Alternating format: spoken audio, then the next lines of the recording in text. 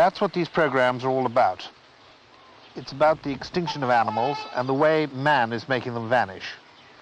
But more important, it's about what we here in Jersey are doing to try and remedy this situation in what we call the stationary ark.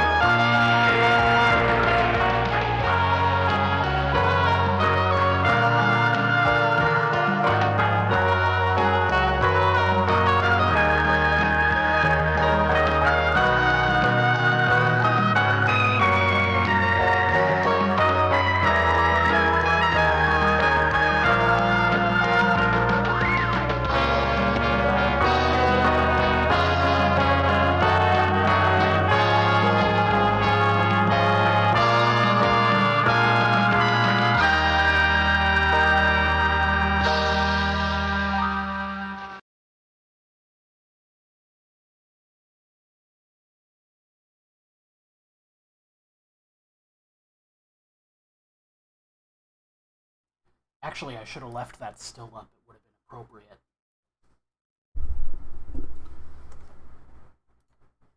What you just heard is a recording of the original theme of the docuseries The Stationary Ark, starring Gerald Durrell, and the song composed by John Mills Cockle in 1975.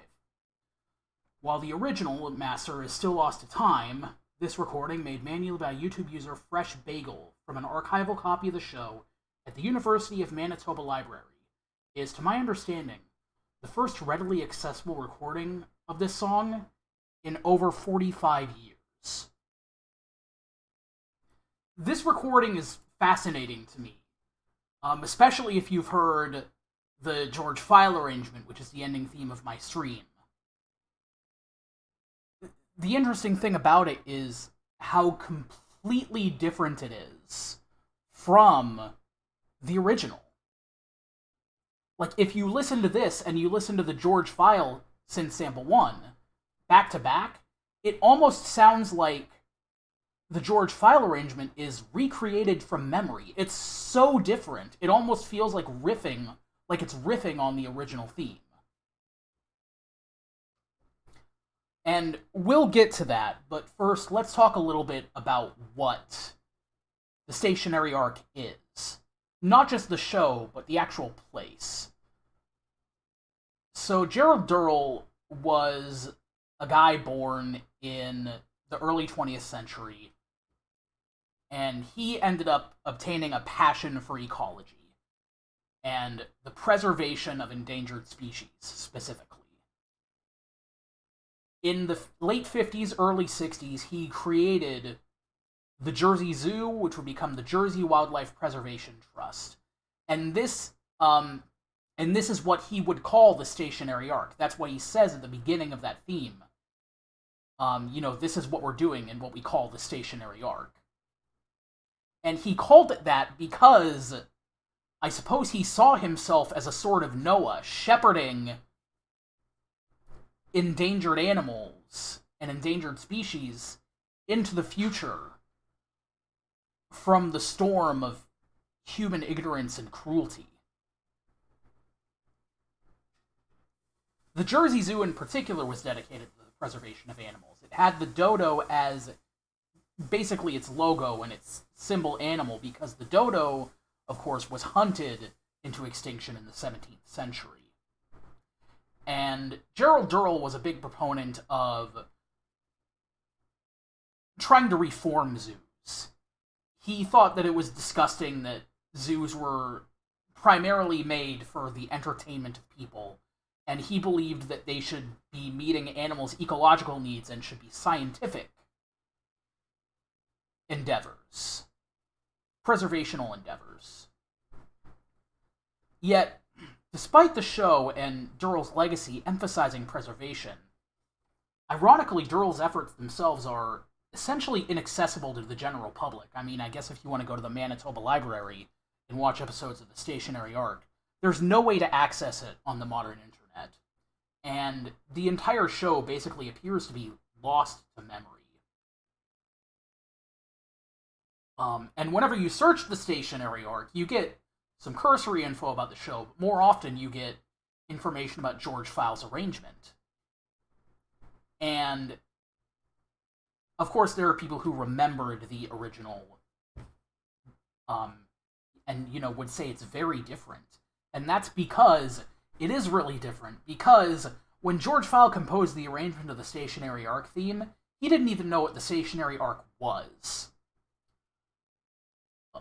I've been able to find... So there's information embedded in the version of Synth Sample in the High Voltage SID collection. And I've also been able to find, I think I found it linked from Wikipedia, a Usenet post from George File himself.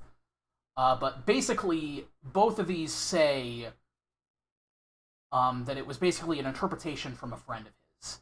In the High Voltage SID collection data, he says, I didn't know what it was myself until I happened to see Stationary Arc one time. And then he specifically says in that Usenet post that I mentioned, note that the Stationary Arc theme is only loosely based on the television show. It appears as improvised from memory by a friend. So, it was basically a friend saying, hey, do this song, and trying to remember the song. And this was 1985, 1984. So this would have been 10 years after the airing of the Stationary Arc in Canada. It aired on CBC. From what I can tell, it also aired on PBS in the United States. So, the reason he made that is because George File created a music program for the Commodore 64 called Synth.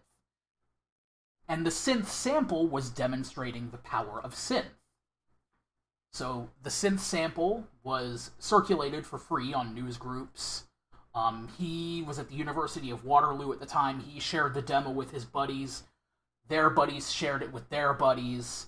And it was being shared on BBS's, other early online networks everywhere.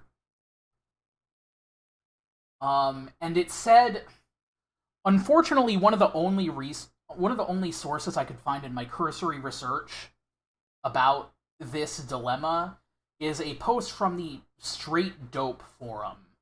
And as far as I can tell, the Straight Dope is like a news site for old people. Like, it's a publication going back to 1973. But they have a forum, which is also for elders of the internet, but still active. And I found a post from 2020 basically saying, like, throwing up the numbers and saying, there were 17 million Commodore 64s sold worldwide. And basically saying the number of users that would have heard Synth Sample 1, George File's arrangement of the Stationary Arc, likely dwarfs the number of people who ever saw the original TV series. Which is completely wild to me. And, again, going back to that forum post, I wish I could find... I was looking for interviews, stuff like that, but I couldn't find any concrete information substantiating this. But it basically goes that with the renewed interest in that theme, people reached out to the CBC, the Canadian Broadcasting Channel, I think. I'm probably getting that wrong. And to John Mills Cockle, the original composer of the song, to try to see if the masters could be released, trying to get the original recordings. But nobody could find a copy, because nobody kept any tapes. So the only easily accessible recording, and the only recording in memory, is like a memory of a memory. In fragments of memories, it's a reflection of a reflection of a reflection. It's George File's friend reflecting on the original, and then George File reflecting on George File's friend's reflections. And John Mills Cockle was a pioneer of that analog synth sound. He was company with Bob Moog. He was in some really pioneering synth bands. He was in, like, Syrinx and stuff. And he's still an active musician in the electronic music scene to this day. So I think it's kind of ironic that the arrangement of this song that is the most popular, that is the most well-known, is this arrangement by George Filan, not the original. And Mills Cockle has heard the George Filan arrangement, and of course, he's like, well, it's completely different. But most arrangements of this song are arrangements of George Filan's arrangement. There are some people on YouTube, like, you can search Stationary Arc theme, and then there's one of the top results that you get is one guy who links an arrangement by an Amiga demo scener named Joguer Liljadal. And from what I can tell, they thought that was the original, and then they kind of looked at the link again and saw that it was on a website called, like, remix dot something or other. And then they basically put a message in their video like, hey, if I accidentally uploaded a remix, please let me know. So even if they don't know that it's an original now, or even if they know that it's not an original now, they thought it was the original version of the song before. I've only come across one arrangement that actually seems aware of the original composition and how it goes. And funny enough, it's a piano arrangement by Victor Hugo Morales. And he did a compilation of piano arrangements of John Mills Cockle sounds. But that album came out this year. In fact, I'll play a little bit of Victor Hugo Morales's. I'm not, at the risk of getting a copyright strike.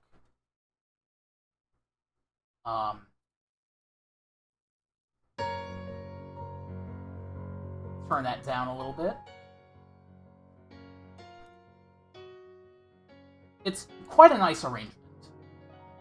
And it definitely follows the original Stationary Arc theme better than the George Filan arrangement. Not to say that the George Filan arrangement is bad, it's one of my favorite songs of all time. But it's so different, and I think it speaks to the nature of memory. That this is the version we remember. And that it's fragments of fragments.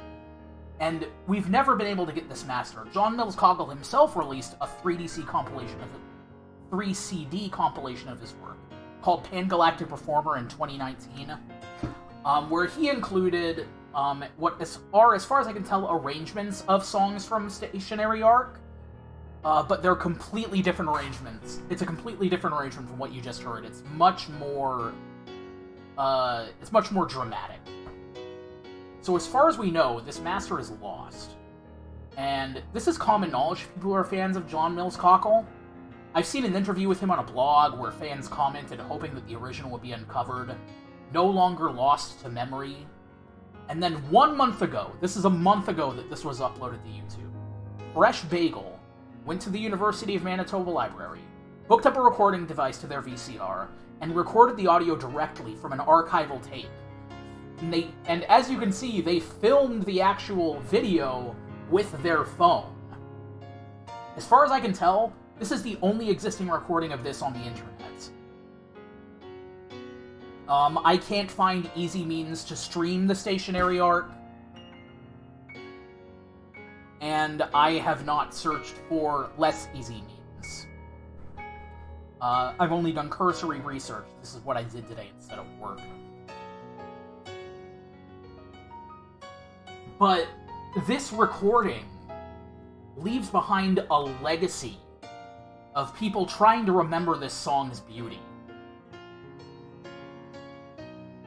And though they fall short of exactness, though they fall short of accurately recreating the song, let me turn this down. They created this completely new, different beauty out of their flawed memory. And the mind preserved the song. And even though it took 45 years to have an accessible record of the original, on the internet, this song is a reminder of the flawed nature of our own memory, of our own ability to preserve. Gerald Durrell passed away in 1995, and his ashes were buried at the Jersey Zoo. And where he is interred, his headstone contains a quote by ecologist William Beebe from his 1906 book, The Bird. The beauty and genius of a work of art may be reconceived, though its first material expression be destroyed. A vanished harmony may yet again inspire the composer, but when the last individual of a race of living beings breathes no more, another heaven and another earth must pass before such a one can be again.